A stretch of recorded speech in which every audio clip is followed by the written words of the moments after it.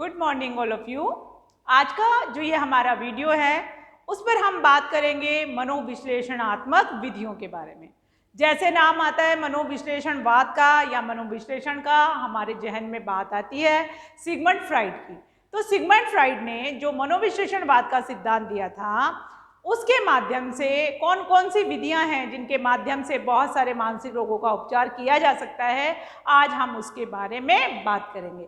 चलिए सबसे पहले हम चलते हैं व्हाइट बोर्ड पर और पढ़ते हैं सबसे पहली विधि। और सबसे पहली वाली विधि है आपकी मुक्त साहचर्य विधि, मतलब फ्री छोड़ना।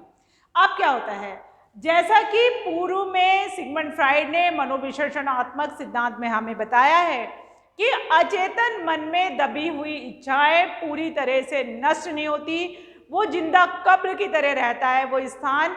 तो यहाँ पर आप देखेंगे कि वो सारी की सारी जो इच्छाएं वो नष्ट नहीं हुई है, मात्र वो दबी रहती है। देखिए कैसे, अचेतन मन में जो दमित सामग्री होती है वो हमेशा जैसे उसको मौका मिलता है, व्यवहार मिलता है, बाहर आने का रास्ता ढूंढती हैं।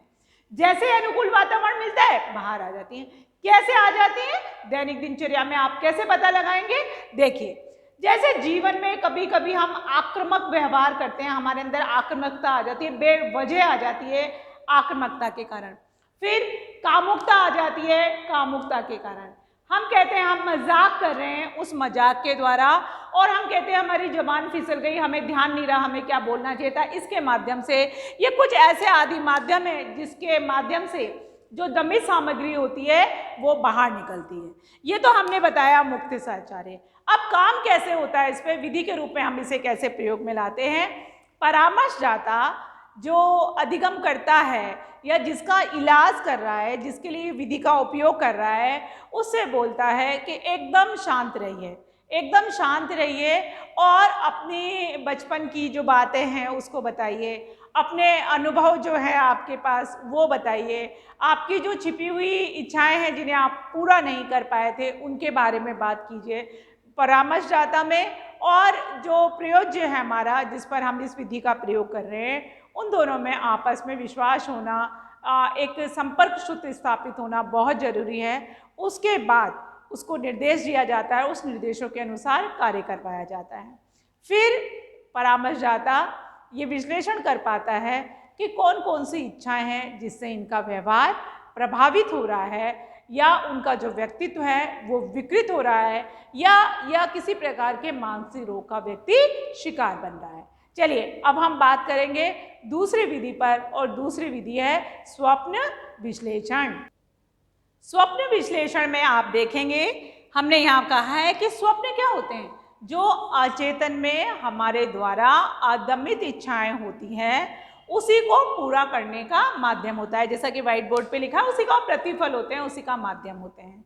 अब हम बात करते हैं स्वप्न क्यों देखता है व्यक्ति, कैसे देखता है। स्वप्न विश्लेषण विधि के माध्यम से हम कैसे मानसिक रोगों का उपचार कर सकते हैं। बाल्यावस्था की यदि सिगमंड फ्राइड का जो मनोविश्लेषणवाद देखते हैं उसकी बात करते हैं तो हमें समझ में आता है कि स्वप्न विश्लेषण बच्चे जो होते हैं, बहुत छोटे बच्चे जो होते हैं, बाल्यावस्था वाले जो बच्चे होते हैं, उनकी इच्छाएं जब पूरी नहीं हो पाती तो वो स्वप्न देखते हैं, स्वप्नों के माध्यम से, उन प्रतीकों के माध्यम से अपनी उन इच्छाओं को पूरा करते हैं। प्रार्थी को कहा जाता है, जो प्रयोज्य है उसको कहा जाता है। विधि का इस्तेमाल कैसे करते हैं उस पर हम बात करें। प्रायोज्य को कहा जाता है कि उसने जो भी स्वप्न देखा है उसे बताए, उसे क्या देखा है, छोटी छोटी बातें, जो भी उसे कुछ याद आ रहा है, जब भी याद आता है वो उसे लिख ले, उसे बताए।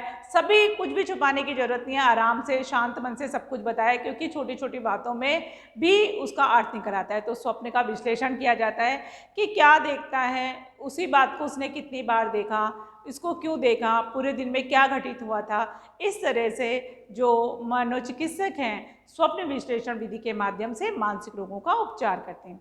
चलिए अगली विधि पर आते हैं, और अगली विधि है हमारी अंतरण का विश्लेषण। अब देखेंगे अंतरण का क्या मतलब होता है। तो देखेंगे यहाँ पर अंतरण का है, ये क्या है, ये जो परामर्शी है, परामर्शदाता के प्रति वो क्या करता है, धनात्मक प्रतिक्रिया करता है। एक तरफ से आपको ये मान सकते हैं कि संवेगात्मक विसर्जन की प्रक्रिया है। ये क्या है, संवेगात्मक विसर्जन की प्रक्रिया है, जिसके माध्यम से सभी संवेगों को जाना जा सकता है, सुधारा जा सकता है, परिष्कृत किया जा सकता है।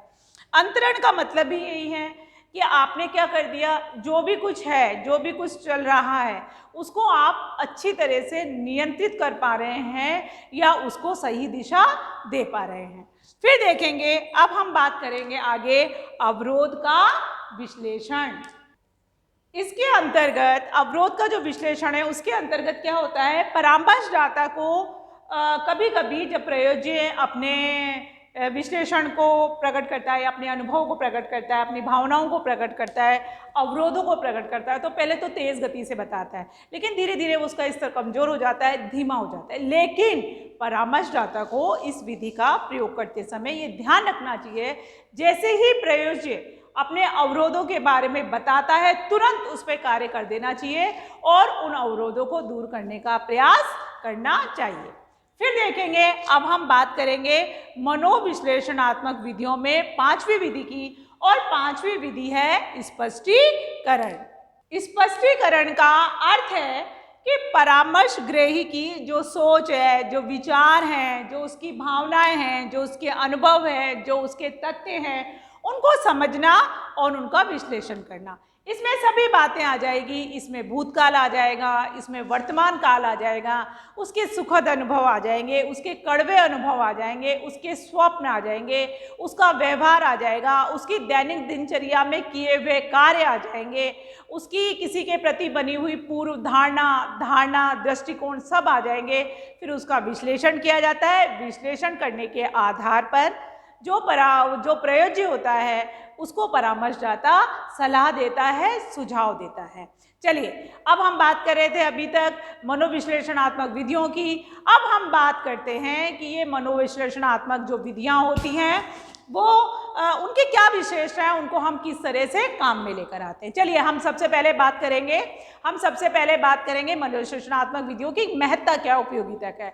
तो देखिए, आपने कुछ डी ऑर्डर या डिसऑर्डर सुने होंगे जिन्हें हम हिस्टीरिया कहते हैं, फोबिया कहते हैं, बेचैनी होती है, या मैंने कुछ लिखा हुआ है चिंता होती है, निराशा होती है। देखिए, डिसऑर्डर होते हैं कुछ।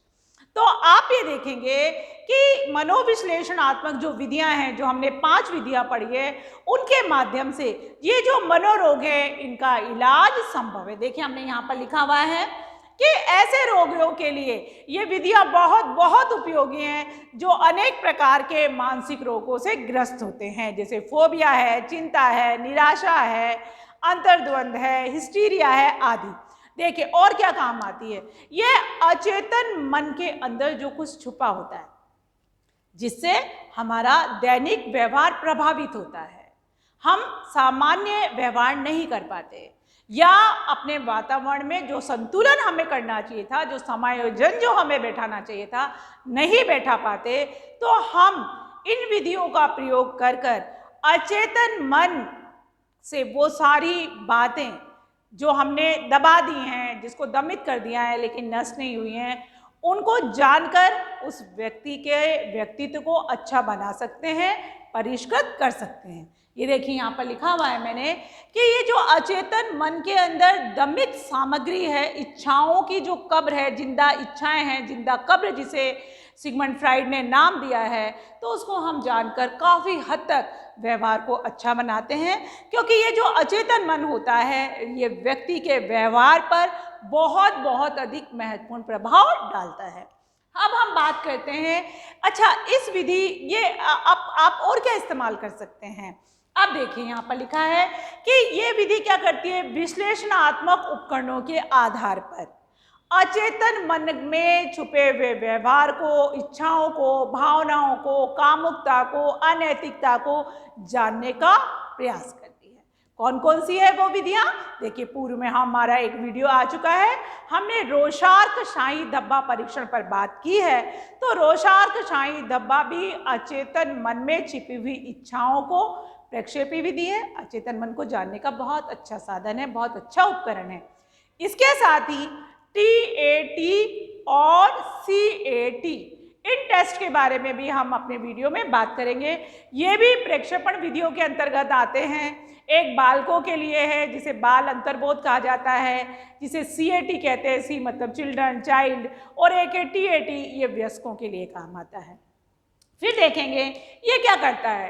कहते हैं कि विकासात्मक प्रक्रम की जो महत्ता है उस पर ये जो विश्लेषणात्मक विधियां हैं बहुत अधिक महत्व देती हैं। फिर हम कह रहे हैं कि बहुत ऐसे मानसिक रोग होते हैं, ऐसे जो तीव्र कुसमायोजन वाले व्यक्तित्व होते हैं, जिनकी कुसमायोजन की जो मात्रा होती है, अमाउंट ऑफ एडजस्टमेंट होता है, वो बड़ा तीव्र होता है, बड़ा जटिल होता है, बड़ा कठिन होता है। तो उसको संतुलित करने में, उसको परिष्कृत करने में भी ये विधि बहुत सहायक है। देखिए यहाँ लिखा हुआ है, तीव्र समायोजन कठिनाई वाले जो व्यक्तित्व हैं, जो व्यक्ति हैं, उनको, ऐसे मरीजों को भी ठीक करने के लिए मनोविश्लेषणात्मक जो विधियां हैं उसका हम प्रयोग कर सकते हैं।